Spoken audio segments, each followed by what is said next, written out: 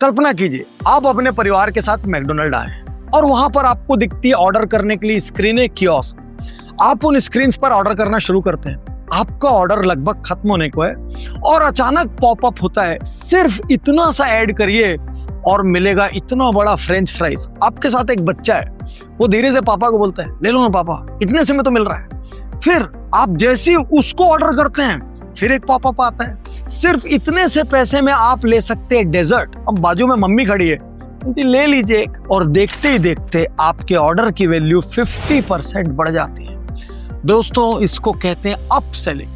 आज अभी इस भ्रम से बाहर निकल जाना कि सेल्स बढ़ाने के लिए सिर्फ डिस्काउंटिंग काम करती है, बल्कि मैं ये कहूंगा कि जो जो व्यापार डिस्काउंटिंग पर आधारित है, आप एक दिन खत्म हो जाओगे, क्योंकि एक साइड से आपका ओवरहेड बढ़ता जाएगा, दूसरे साइड से आपकी प्रॉफिट मार्जिन घटती जाएगी और बाजार में कोई भी फाइनेंशियली साउंड प्लेयर आ गया जिसने आपसे ज्यादा डिस्काउंटिंग दी, उसी दिन आपका ग्राहक आपको छोड़कर चला जाएगा। तो बड़ा सवाल ये है कि सेल्स कैसे बढ़ाएं? सेल्स बढ़ाने के लिए अपने ऑर्गेनाइजेशन के अंदर दो काम करिए, एक अप सेलिंग, दूसरा क्रॉस सेलिंग। अपनी टीम को अप सेलिंग करना सिखाइए, अपनी टीम के अप सेलिंग के लिए प्रॉपर स्ट्रेटजी बनाइए। आपकी टीम अप सेलिंग करने के लिए कौन से कॉम्बोस का इस्तेमाल करेगी, उनके सेट्स बनाइए। और दूसरी है क्रॉस सेलिंग। मान लीजिए आज मैं जोधपुरी लेने आया, क्या आपने इस जोधपुरी के साथ मुझे पॉकेट स्क्वायर बेचा? क्या इस पॉकेट स्क्वायर के साथ आपने मुझे ये ब्रोच बेचा? इसको कहते हैं क्रॉस सेलिंग। जो जो ऑर्गेनाइजेशन अप सेलिंग और क्रॉस सेलिंग पर फोकस करते हैं, वो पर कस्टमर वैल्यू या एवरेज ट्रांजैक्शन वैल्यू को नेक्स्ट लेवल पर ले जाते हैं और उनके कस्टमर की संख्या उतनी रहती है, लेकिन दूसरों की तुलना में उनका टर्नओवर बहुत ज्यादा रहता है, क्योंकि उनके सेल्समैन का ध्यान हर वक्त इस बात पे रहता है कि मैं इस कस्टमर को और ज्यादा कैसे दे दूं। आज मैं आपको मैकडोनल्ड की प्लेबुक से कुछ आइडियाज दे रहा हूं, क्योंकि पूरी दुनिया के मैकडोनल्ड अप सेलिंग और क्रॉस सेलिंग को अपने बिजनेस का मेन आधार मानते हैं।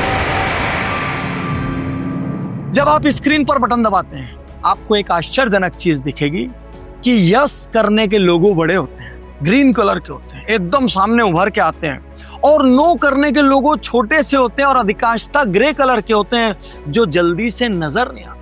तो अपने आप बाय डिफॉल्ट आपकी साइकोलॉजी को एक मैसेज जाता है कि यस दबा दो।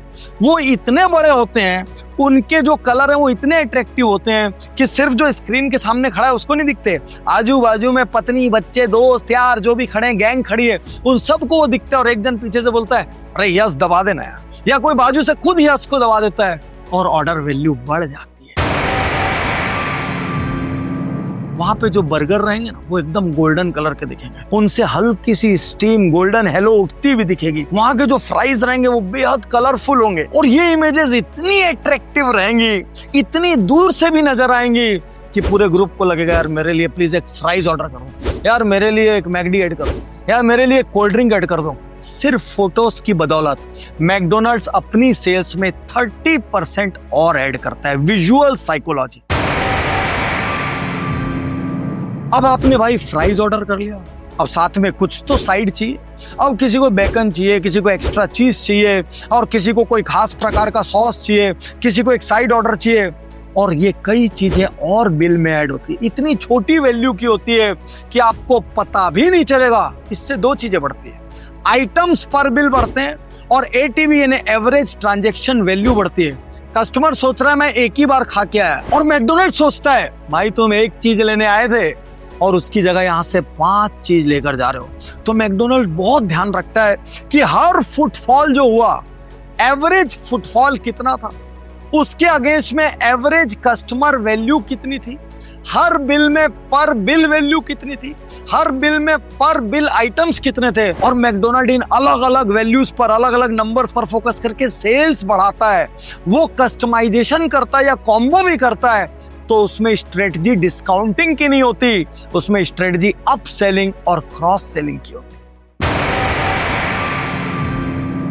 अपना जो आम इंडियन स्टोर है, आम इंडियन बिजनेस है, ये एक ऑफर फाइनल करेगा, वो ऑफर 1 महीना 2 महीने तक चलता रहेगा, लेकिन इनके ऑफर्स एक दिन में कई बार बदलते हैं। मॉर्निंग में किस पे ऑफर रहेंगे? कॉफी पे, क्योंकि सुबह सुबह लोगों को कॉफी की तलब होती है। बहुत ध्यान से समझिए।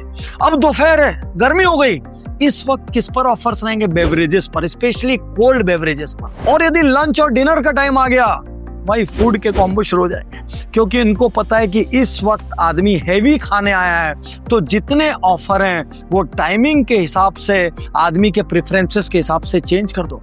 एक दिन में कई कई बार ऑफर चेंज होते हैं और इनकी टीम को क्लियर होता है कि सुबह पर आदमी का बिल इतने का बनना चाहिए, एवरेज बिल। दोपहर में यदि कोई आया है तो उसका एवरेज बिल वैल्यू इतना होना चाहिए, और रात को कोई आया तो एवरेज बिल वैल्यू इतना होना चाहिए। एक बार अपने बिजनेस के अंदर गहरे घुसिए, कस्टमाइज्ड ऑफर प्लान करिए जो टाइम के हिसाब से हो, जो कॉम्बोज के हिसाब से हैं, जो लोगों के हिसाब से हैं, जो फेस्टिवल्स के हिसाब से हैं, और डिस्काउंटिंग नहीं, इन स्ट्रेटजीज पर फोकस कीजिए।